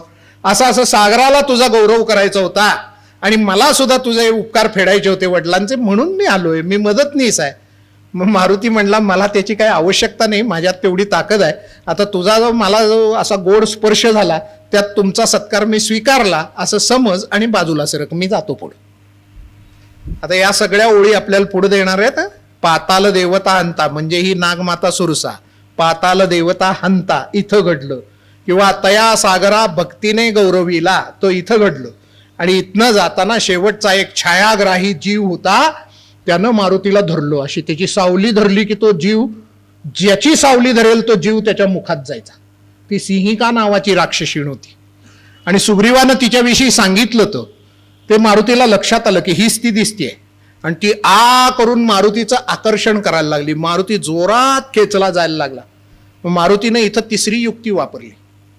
त्यानं सरळ सरळ अशी सूर मारल्यासारखी पोझिशन घेतली, म्हणजे वरनं हात जोडले, उलटा झाला, थेट तिच्या तोंडात घुसला, हृदयापर्यंत गेला, तिचं हृदय विदीर्ण केलं नखानी आणि तिला ठार मारून बाहेर आला. सगळ्यांवर उपाय वेगळा बघा. शिवाजी महाराज असंच करत होते. कोणावर रात्रीत हल्ला करत होते, कोणाला भेटील बोलवून पोट फाडत होते. दरवेळेला शत्रू नवा की औषध नवं पाहिजे तर विजय आहे. हा, हे मारुतीनं केलंय. आणि मग मारुती तिथनं लंकेच्या किनाऱ्यावर उतरला. आता हितनं सगळं सांगत बसलो तर आपल्याला रात्र अपुरी पडेल. मला जरा वेळेवर सुद्धा भान ठेवायची सवय आहे. आणि त्यामुळं आपल्याला भीमरूपी जी जन्मकथा बघायची, त्यामुळे हनुमंतासारख्याच उड्या मारतच आपल्याला गेलं पाहिजे. पण एकच गोष्ट मी इथं सांगणार आहे, मग पुढच्या उड्या आपण मारूया, म्हणजे पुढची उडी मारूया, अनेक उड्या नको. हा ज्या वेळेला लंकेत पोचला ना, त्यावेळेला एक घटना दुर्लक्षित झालेली आहे. हा रावणाच्या अंतःपुरात गेला, म्हणजे प्रत्येक राक्षसाच्या घरात नाही हिंडलाय. अंतःपुरात त्यानं रावणाच्या अनेक स्त्रिया बघितल्या. इथे एक लोकांना फार सांगायची सवय असते, रावण फार सज्जन होते म्हणून लिहितात. रावण सज्जन होते, बोधिसत्व होते, तसलं काही नाही आहे रामायणात. आणि त्यांनी सीतेला महिनाभर ठेवलं, खरं हात लावला नाही, किती सज्जन होते, तसलं काही नाही आहे. इथं तुम्ही वाचलत की तुमच्या लक्षात येईल. सावत्रभाऊ कुबेराचा पराभव करून त्यानं ज्या वेळेला पुष्पक विमान स्वतःकडे हिसकावून घेतलं, त्यावेळेला त्या विमानातनं तो जगभर फिरलाय. दिसेल ती सुंदरी विमानात डांबून त्यानं लंकेत आणून ठेवली. मग सीतेला का हात लावला नाही, तर त्यानं हिमालयात असताना कुबेराच्या मुलाची प्रेयसी, नलकुबेर म्हणून कुबेराचा मुलगा होता, त्याची प्रेयसी एक अप्सरा होती. ती त्याला भेटायला जात असताना हिमालयात एके ठिकाणी रावणानं तिला पकडलं आणि ती विनवत होती की तुम्ही माझे नात्यानं सासरे लागता, अशा अर्थानं मला तुम्ही धरू नका. तरी या कामांधानं तिच्यावर बलात्कार केला. तेव्हा तिनं संतापून रावणाला शाप दिलाय की यापुढं कुठल्या स्त्रीवर जर बलात्कार करशील तर मरून पडशील, म्हणून तो हात लावत नसतो. हे मूळ वाचल्याशिवाय कळणार नाही, नुसत्या व्हॉट्सअपवर समजत नाही. आणि म्हणून तो रावण तिथं त्याच्या अंतःपुरात या सगळ्या डांबून आणलेल्या स्त्रिया दुःखी आहेत. कुणी मद्यपान करतेय, कुणी तशीच पडली आहे, कुणाला वस्त्राचं भान नाही. अशा अवस्थेत मारुती या सगळ्या स्त्रिया बघतो. कुणी वीणा वाजवता वाजवता वीणे सकट पडली आहे. आणि मग तिथं एकाएकी मारुती खट्टू होतो. मारुतीचा स्वभाव सांगण्यासारखा मी इतर रेंगाळलोय बरं का, की स्वभाव कसा आहे तो बघायचा आहे. खट्टू होतो आणि मनात येतं, अरे माझा धर्म बुडाला की. कसा धर्म बुडाला? आता हा मारुती हिंडतोय कसा लंकेत, कुणाच्याही लक्षात येऊ नये म्हणून सूक्ष्म रूप धरून हिंडतोय, छोट्या रूपात हिंडतोय. यानं त्या बायकांना बघितलंय, बायकांच्या गावी पण नाहीये, सगळा चाललाय तो याचा मनोव्यापार आहे स्वतःचा. पण तो माझा धर्म बुडाला की. एवढ्या स्त्रियांना कपड्यांचं भान नसताना मी पाहिलं, मी केवढी चूक करून बसलो. आता मी जगाला तोंड कसं दाखवू? केवढा शुद्ध अंतःकरणाचा आहे बघा मारुतीराया. म्हणून समर्थ म्हणतात पुण्यशीला, केवळ पुण्यवान नाही, शीलही पुण्यवान आहे. आणि मी आता म्हणतो माझं जीवन संपून टाकतो, आता हे जगण्यात काही अर्थ नाही असला देह घेऊन. आणि त्यावेळेला त्याच्या मनात दुसरा विचार येतो की अरे नाही, तुझं काही चुकलं नाही, तू सीता मातेला हुडकायला आलास आणि सीता माता स्त्री असल्यानं स्त्रियांच्यातच हुडकलं पाहिजे, पुरुषात कशी सापडेल, म्हणून तू स्त्रियांना बघितलंस, तुझी काही चूक नाही आहे. आणि मग तिथं तो उत्साहानं पुन्हा उठतो. असं सगळं शोध घेत तुम्हाला माहित आहे की प्रमदावन म्हणजे अशोकवन, तिथं ती सीता सापडते वगैरे भरपूर गोष्टी घडतात. मारुतीराया परत येतो आणि रामचंद्रानं सांगतो आता आपण निघालं पाहिजे. सगळे उत्साहानं येतात आणि उत्साहानं आल्यानंतर समुद्र पुन्हा वाट अडवतोय. मग सेतू बांधायचं ठरतं. सेतू बांधून सगळेजण लंकेच्या पाशी येऊन थांबतात. आता युद्धाला सुरुवात होणार आहे. मंडळी, झटकन आपण जरा मोठी उडी मारली नाही, पण तेवढं आवश्यक होतं, नाही तर आपल्याला खूप वेळ लागला असता एवढा प्रवास करायला. तर तिथं आल्यानंतर सगळी मंडळी, ते युद्ध चालू होतं मोठ्या प्रमाणात. त्याची व्यूहरचना वगैरे फार छान सांगितली आहे बरं का. आधी भरपूर वेळ झालेला आहे यात. सुग्रीव एकदा रावणाच्या अंगावर जातो, आताताईपणा करतो वगैरे, भरपूर भरपूर गोष्टी घडतात. पण तिथं मुख्य युद्ध चालू झाल्यावर रावणाच्या मनात असं येतं की हे काय उगीच कुठला तर मानव आलाय म्हणला, मी त्रिलोक विजयी आहे आणि काय लढत बसायचं याला, याचा मीच जातो आणि नाश करून टाकतो, उगीच आमचे राक्षस मरायला लागलेत म्हणून. आणि म्हणून रावण स्वतः मैदानात उतरतो. आता रावणानं सगळ्या जागतिक आत्ता आधुनिक लोक जे करतात की नाही, त्या सगळ्या असे टॅक्टिक्स म्हणतात त्या केलेल्या असतात बरं का. हे राक्षस जर मेला तर राक्षस मेलेले दिसून आपली अब्रू जगासमोर जाऊ नये म्हणून त्यानं एक टीम बसवलेली असते राक्षसांची, की मेलेला राक्षस उचलायचा आणि पलीकडच्या समुद्रात नेऊन टाकायचा. म्हणजे राक्षस मरतायत हे दिसू नये, वानर मरताना दिसू देत. हे सगळ्या प्रकारचं युद्ध रावण खेळतो. ते संपूर्णच टाकावं म्हणून स्वतःच्या पराक्रमावर विश्वास ठेवून उतरला येतो. रावणाचं वर्णन दिसण्याचं बऱ्याच वेळा वाल्मिनी कोळशाचा पर्वत म्हणून केलंय बरं का, की कोळशाचा दांडगा पर्वत असावा तसा तो रावण दिसतो. म्हणजे काळा कुट्ट होता तो. आपल्या म्हणजे टीव्हीवरच्या रामायणात गोरापान होता, देखणा होता, पण ह्या मूळ रामायणात तो काळा कुट्ट कोळशाचा पर्वत आहे आणि त्याच्या कमरेला कायम लाल वस्त्र आहे. हे विशेष सांगण्यासारखं. अशा रीतीनं सोन्याचे दागिने वगैरे घातलेला तो त्रिलोकीचा राजा असा दशमुख उतरलेला आहे मैदानात. आणि मैदानात उतरून त्यानं पराक्रम चालू केला. त्यावेळेला राम पदाती होते आणि रावण रथात होता. राम पदाती होते, रावण रथात होता. अलीकडचे जे विद्वान आहेत ते या विषयावर कधी बोलताना तुम्हाला ऐकायला आलेत का, की हे युद्ध विषम होतं, राम विषम युद्ध खेळत होता? हे जर उलट असतं तर 50 जणांनी तुम्हाला सांगितलं असतं की रावण पदाती होता तर राम रथातनं लढत होता, हे विषम होतं. हे 50 भारतीयांनी तुम्हाला सांगितलं असतं. जसं कर्णाचं सांगतात की कर्ण रथाचं चाक काढत होता तेव्हा अर्जुनानं बाण मारला. सचिन कानेटकर नावाचं माझं युट्यूब चॅनल आहे, आमचे दायमा म्हणून विद्यार्थी आहेत त्यांनी निर्माण केलं ते. त्याच्यात तुम्हाला कर्णावर माझा व्हिडिओ मिळेल आणि त्यात तुम्हाला सगळं समजावून सांगितलंय की या योद्ध्यांबरोबर मोठ्या 2-3 रथ असतात. हा चाक राखायला, इकडचं चाक राखायला, पाठ राखायला. आणि महत्वाच्या योद्ध्याचा रथ ज्या वेळेला मोडतो किंवा घोडे मरतात किंवा सारथी मरतो त्यावेळेला महत्वाचा योद्धा दुसऱ्या रथात उडी मारून लढत असतो.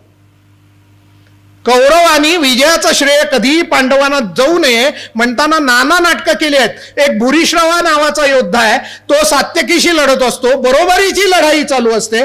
पुढे भूरिश्रवाला सात्यकी ऐकत नाही म्हणल्यावर तो एकाएकी तलवार टाकतो आणि तपश्चर्याला बसतो डोळे मिटून. मग सात्यकी जातो आणि त्याचं मुंडकं उडवतो. लगेच सगळे बोलायला चालू करतात, तपाला बसला आणि मुंडकं उडवलं, तपाला बसला. अरे रणांगणात आलायस तू, लढायला आलायस का तपाला आलायस? ही नाटकं असतात. तसं ते चाक काढतोय. नाटक आहे म्हणला कृष्ण, मारून टाक त्याला. त्याचा अर्जुनाने यापूर्वी 4 वेळा पराभव केलेला असतो कर्णाचा. हा सारखा नाटक करतोय म्हणजे मारून टाक याला, हे सुधारणार नाही कधी. तो दुसऱ्या रथातनं लढू शकला असता, पण यावर भारतीय कधी बोलत नाहीत का? मृत्युंजयकारांनी त्याची वकिली करायला कादंबरी लिहिली ना, ती वाचणार आणि कर्णावर बोलणार. व्यासाचं महाभारत कोण वाचणारच नाही. ते वाचा आणि मग बोला. तसं आहे इथं राम पदाती आहेत. खरं कुठलाही भारतीय म्हणत नाही, वालीची गोष्ट सांगतात. खरं पदाती राम रावणाशी लढला रथातल्या असं कधी सांगत नाहीत. राम साधा नाही लढला.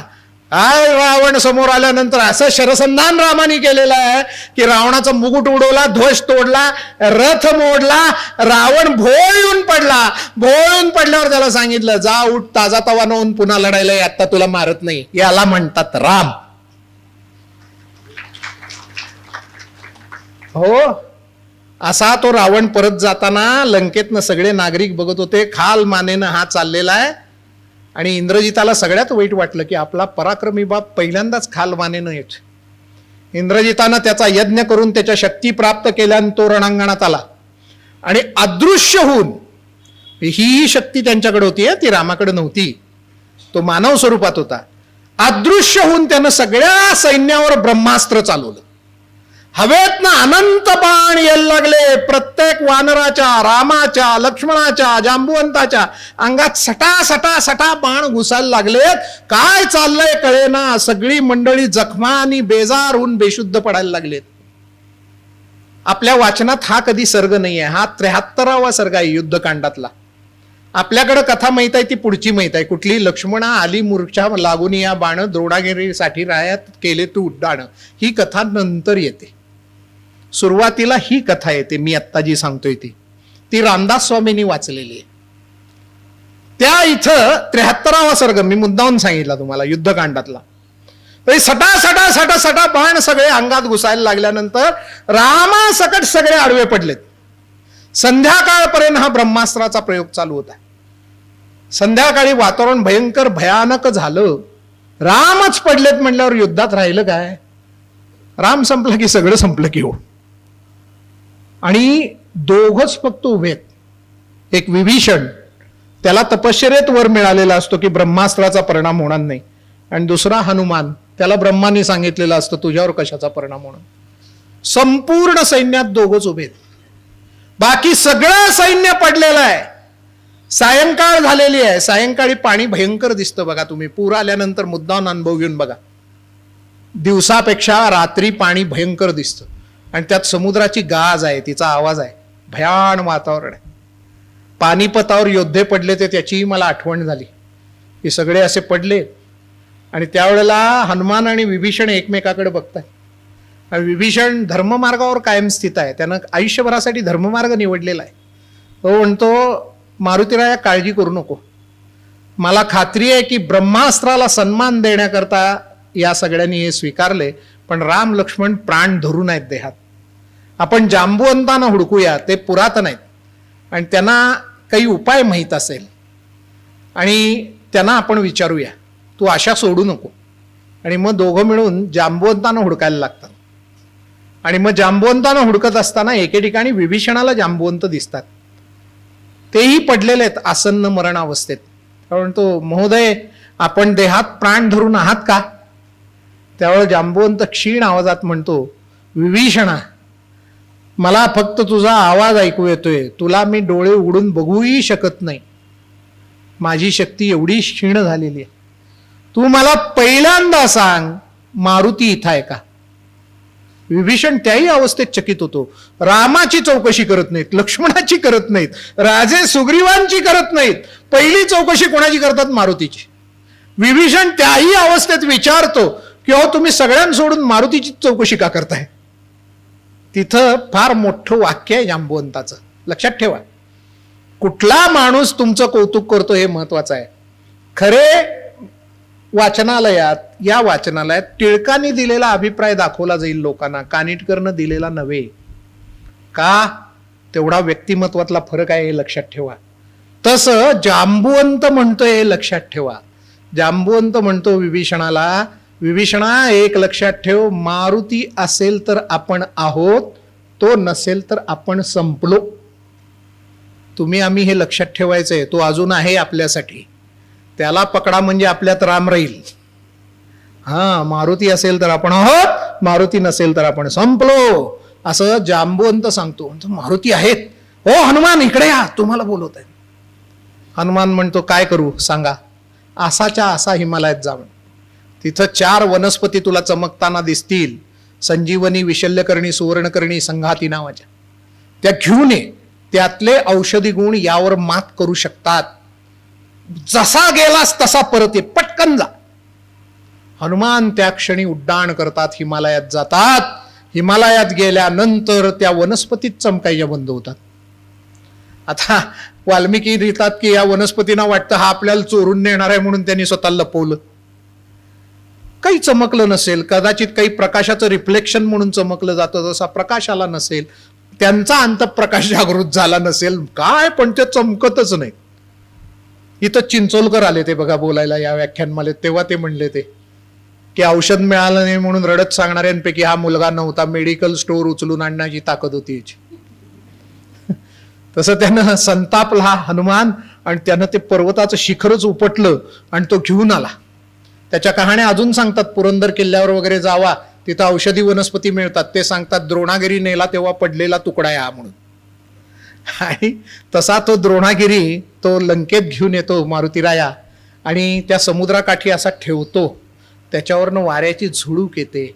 त्या वनस्पतींचा वास एवढा ताकदवान असतो की सगळ्यांच्या अंगात घुसलेले बाण पटा पटा पटा बाहेर पडायला लागतात. आणि ती सगळी सैन्य राम लक्ष्मणासकट ताजतवान होऊन उठून बसतो. उठून बसल्यावर मारुतीराया काय पर्यावरणवादी होता का काय कुणास ठाऊक, तो पर्वत उचलतो. आता भेटेल की नाही, एवढं मोठं काम केलं म्हटल्यावर रामाला भेटेल, मिठी मारेल, सुग्रीवाला सांगेल मी मोठं काम केलं बघा, जांबवंताला सांगेल तुम्ही सांगितल्याप्रमाणे केलं म्हणून. नाही, कुणालाही भेटत नाही. तो पर्वत उचलतो, होता तिथं नेऊन ठेवतो आणि परत येतो. हे काय डोकं कुणास ठाऊक. आणि त्यानंतर सर्वांना भेटतो. सगळीकडे आनंदी आनंद निर्माण झालेला असतो. आणि इथं रामदास स्वामी भीमरूपी लिहायला लागतात. आता ओळीनं भीमरूपी म्हणायची आहे ना, आपण थांबायचंय. भीमरूपी, भीम याचा अर्थ भव्य रूप, भीम याचा अर्थ भयंकर भव्य. भीमरूपी महारुद्रा, हा रुद्राचा अवतार आहे. भीमरूपी महारुद्रा, वज्र ज्याचा अंग वज्रासारखा आहे, वज्र हनुमान, हनुवटी तुटल्यानं हनुमान, मारुती मरुताचा मुलगा, वनारी अशोकवन त्यानं उद्ध्वस्त केलं, त्याचा शत्रू म्हणजे आरी, वनारी. किंवा मग वानरी अंजनी सुता सुद्धा तुम्ही म्हणू शकता की अंजनी नावाच्या वानरीचा मुलगा. वनारी अंजनी सुता, रामदूता प्रभंजना, प्रभंजन म्हणजे फोडणारा, पर्वत तोडूनच आणला. वनारी अंजनी सुता रामदूता प्रभंजना, महाबळी सगळ्यात बलशाली आहे, प्राणदाता कळला का तुम्हाला, सगळ्यांना प्राण त्यानं दिले. महाबळी प्राणदाता, सकळा उठवी बळे. आता सगळ्यांना कुठं उठवलं, रणांगणात सगळे झोपले ते, सकळा उठवी बळे. त्यानं झालं काय, सौख्यकारी, सुख निर्माण झालं. हरण कशाचं झालं, दुःखहारी, सौख्यकारी दुःखहारी. दूत कुणाचा, रामाचा, वैष्णव गायका, शेवटी वैष्णवाचाच दूत आहे, त्याची स्तुती गातो. महाबळी प्राणदाता, सकळा उठवी बळे, सौख्यकारी दुःखहारी, दूत वैष्णव गायका, दीनानाथा, दीननाथा पाहिजे खरं म्हणजे, जो दीन आहेत त्यांचा नाथ, हरी रूपा. हरी हा शब्द रामायणात वानर या अर्थानं आलाय. संस्कृत शब्दाचे अनेक अर्थ असतात बघा. हरी म्हणजे संकट हारणारा, हरी तो विष्णू. हरी म्हणजे शार्दूल किंवा सिंह, नरहरी म्हणतो आपण, नरसिंह. आणि तसा इथं हरी रूप जे आहे ते वानर रूप आहे. दीनानाथा हरी रूपा, सुंदरा जगदांतरा, पाताल देवता. सुंदर आहेस, व्यायाम केलेलं शरीर आहे त्याचं, उघडी ढोलं नाही आहे. सुंदरा जगदांतरा, पाताल देवता हंता. पाताल देवतेला ते आज जाताना मारलं, तुम्हाला माहित आहे, सुरसेला. पाताल देवता हंता, भव्य सिंदूर लेपना.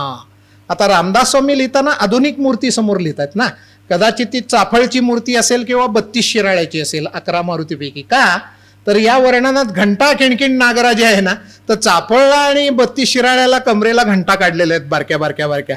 म्हणून तिथं कुठंतरी रामदास स्वामी हे लिहित असतील, माहित नाही मला, का आधी नाशकात लिहिलं तेही माहित नाही. मला वाटतं नाशकात लिहिलं असेल, त्यांच्या डोळ्यासमोर तशी मूर्ती असेल.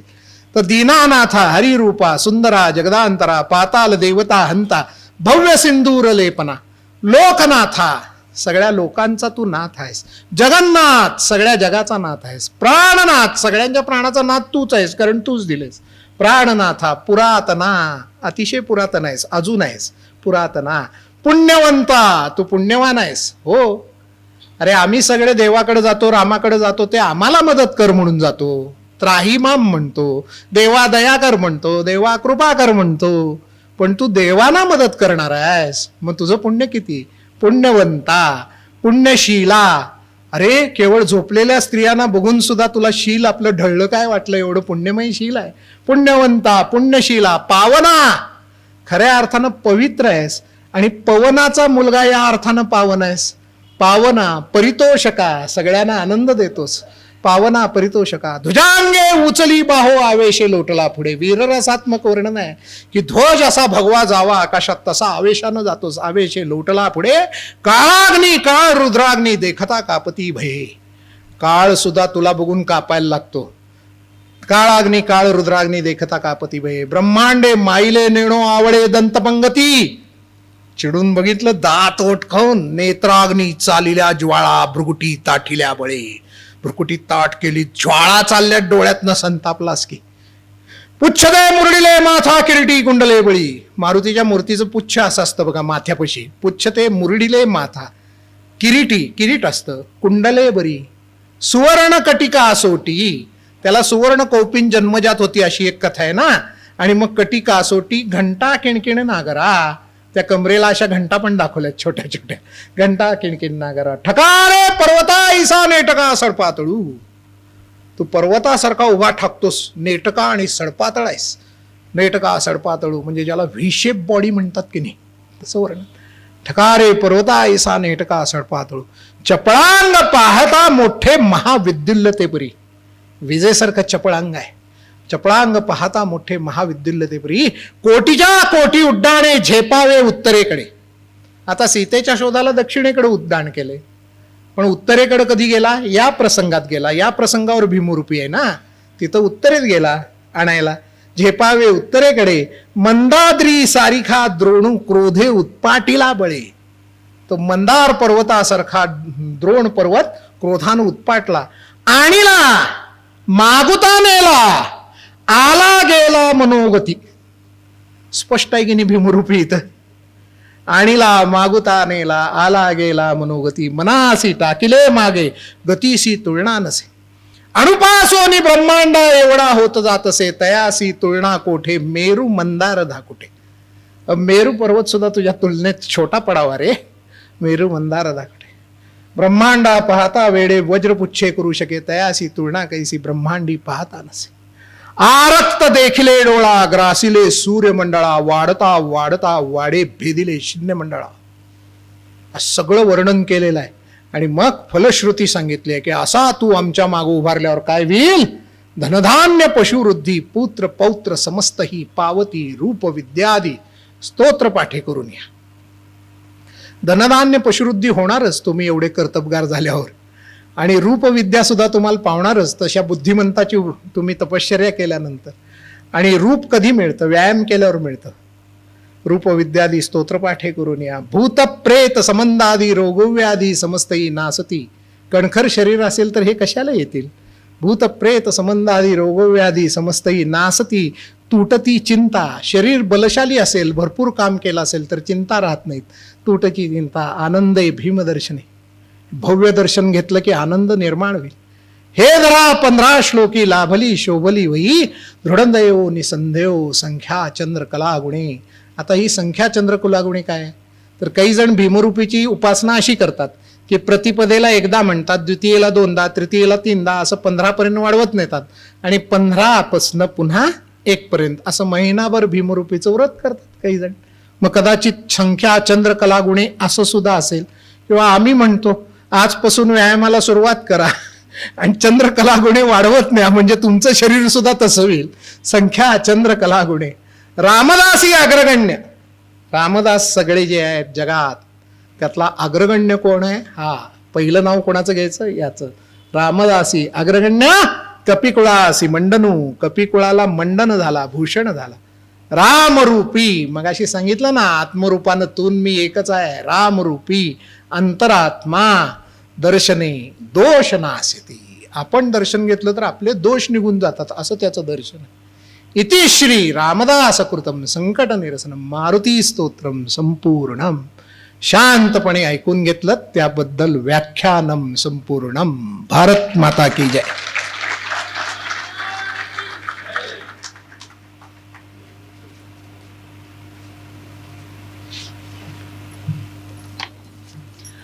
महावीर बजरंग बली की, प्रभु रामचंद्र की.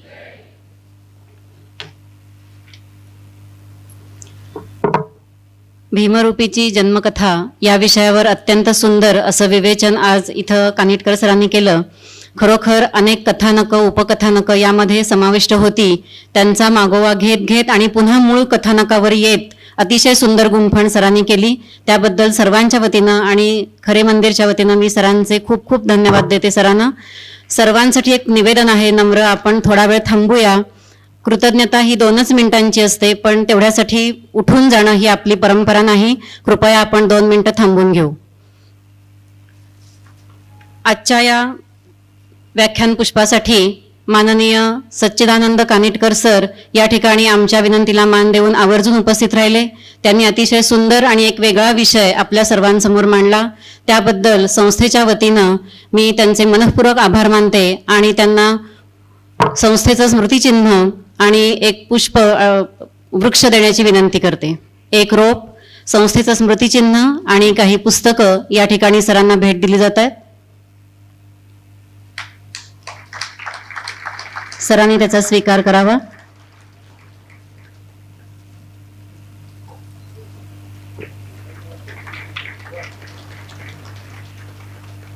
यानंतर सर्वांसाठी एक निवेदन आहे.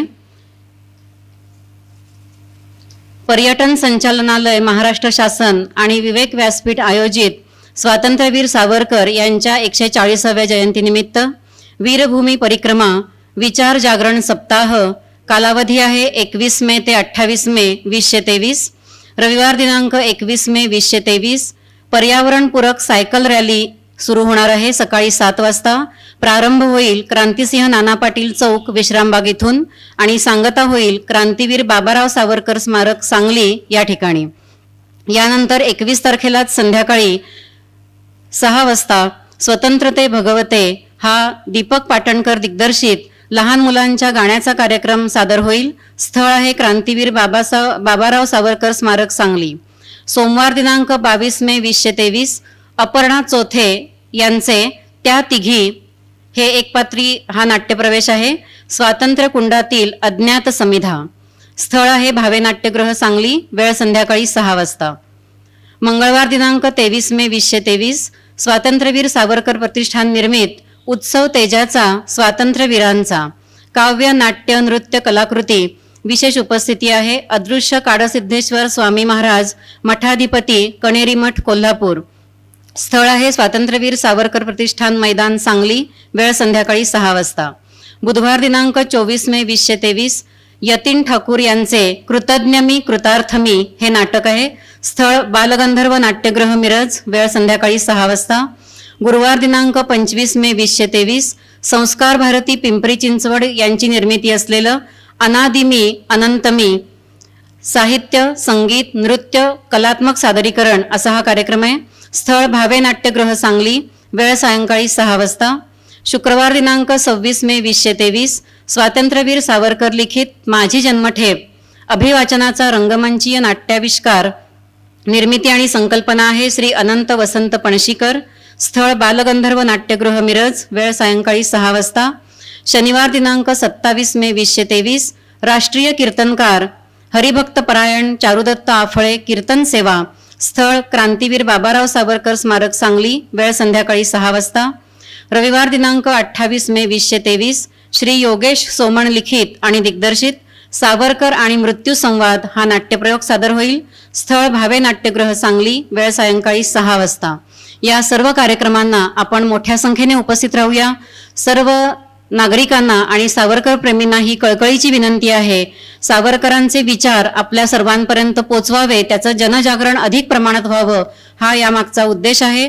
आणि त्यासाठी हे 7 दिवस आपण आपल्या कार्यव्यस्ततेतून वेळ काढूया आणि सावरकरांचं जीवनचरित्र अधिकाधिक स्वतः समजून घेऊन इतरांपर्यंतही पोचवूया.